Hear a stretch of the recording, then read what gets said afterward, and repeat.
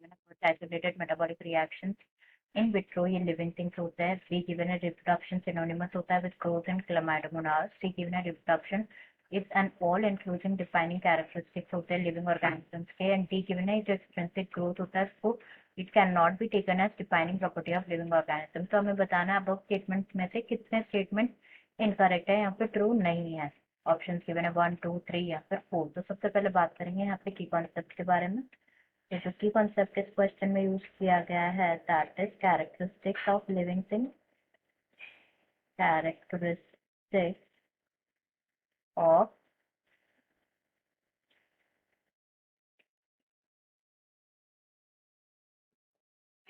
Living things. तो जो characteristics होती है लिविंग थिंग्स की this include growth, reproduction, reproduction, metabolism, metabolism और कॉन्शियसनेस। तो these are few characteristics of living things. तो सबसे पहले हम डिस्कस कर लेते हैं वन बाय वन, सारे स्टेटमेंट डिस्कस कर लेंगे यहाँ पे। फर्स्ट स्टेटमेंट यहाँ पे गिवन है कि जो आइसोलेटेड मेटाबॉलिक रिएक्शन होती है इन विट्रो ये लिविंग थिंग्स होती है। तो ये स्टेटमेंट यहाँ पे फॉल्स है। डिस्कस कर लेते हैं क्या होता है। बेसिकली जो मेटाबॉलिक रिएक्शन होती है, मेटाबॉलिक रिएक्शंस होती है, मेटाबॉलिज्म जो होता है केमिकल रिएक्शंस होती है जो कि अकर होती है इनसाइड दी सेल, अकर होती है इनसाइड दी सेल, जो कि जनरेट करते हैं क्या, एनर्जी जनरेट करते हैं। नेक्स्ट ये जो एनर्जी प्रोड्यूसिंग रिएक्शन होती है परफॉर्म की जाती है by each and every cell और उनके मेंटेनेंस के लिए और सर्वाइवल के लिए सभी सेल के द्वारा ये परफॉर्म की जाती है। तो जो आइसोलेटेड आइसोलेटेड मेटाबॉलिक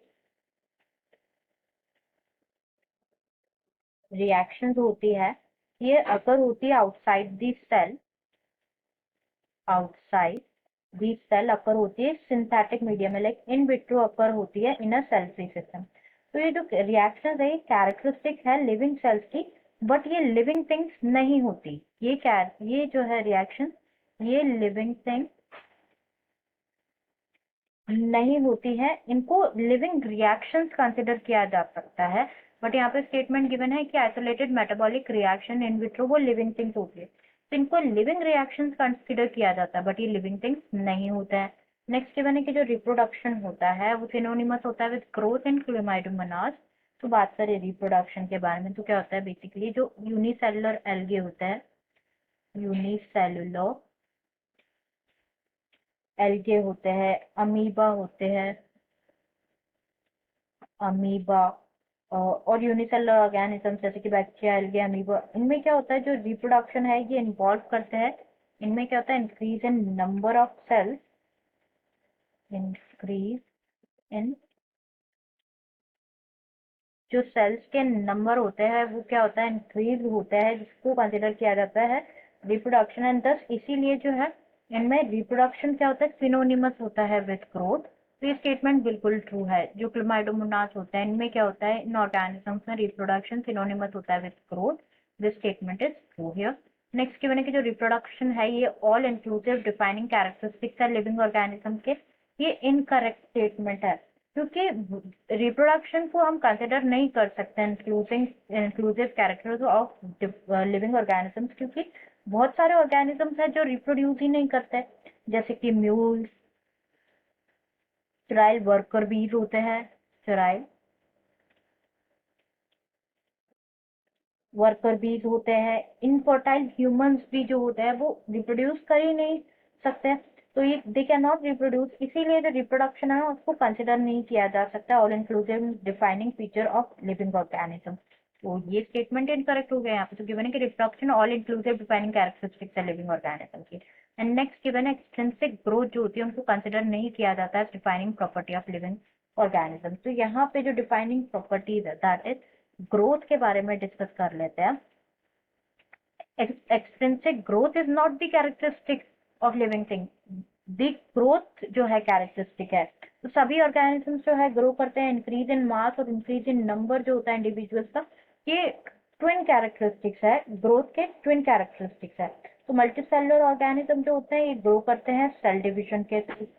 तो यहाँ पे क्या होता है, जो नॉन लिविंग ऑब्जेक्ट्स होता है ना, नॉन लिविंग ऑब्जेक्ट्स वो भी क्या करते हैं, वो भी ग्रो करते हैं। जैसे क्या होता है, एग्जाम्पल देखिए, जैसे माउंटेन्स हो गए, बोल्डर्स हो गए, सैंड मोन्स हो गए, ये भी ग्रो करते हैं क्योंकि इनमें क्या होता है, इनका जो बॉडी मास होता है वो इंक्रीज होता है, जिसको कंसिडर किया जाता है क्राइटेरिया फॉर ग्रोथ। एंड इसीलिए ये जो काइंड ऑफ ग्रोथ है ये एग्जिबिट की जाती है नॉन लिविंग ऑब्जेक्ट के द्वारा भी। इस काइंड की इस तरीके की जो ग्रोथ है ये एग्जिबिट होते हैं। इससे क्या होता है, जब मटेरियल का एक्युमुलेशन होता है ना सरफेस पे, तो उसको कंसिडर किया जाता है। तो इन लिविंग ऑर्गेनिजम्स ग्रोथ क्या होती है, अंदर से होती है, इनसाइड ग्रोथ होती है।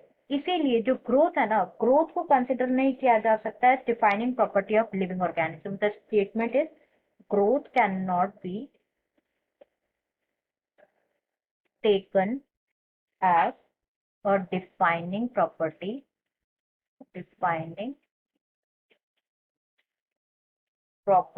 of living organism। तो ये स्टेटमेंट भी यहाँ पे क्या हो जाएगा, इनकरेक्ट हो जाएगा।